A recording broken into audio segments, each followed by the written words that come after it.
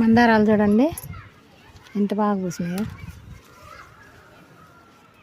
ఒక చెట్టు చాలా పూసినాయి, బాగా మంచిగా పూసినాయి.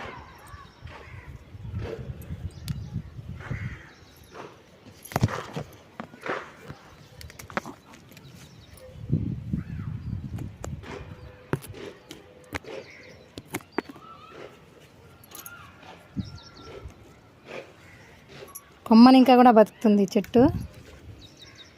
కొమ్మలు 2 నరికి పూడిస్తే అది కూడా చూపిస్తాను ఎట్లా పెడతారని. రోజు ఎన్నోటో పూస్తుంది. దేవుడికి అసలు ఇవి ముఖ్యం.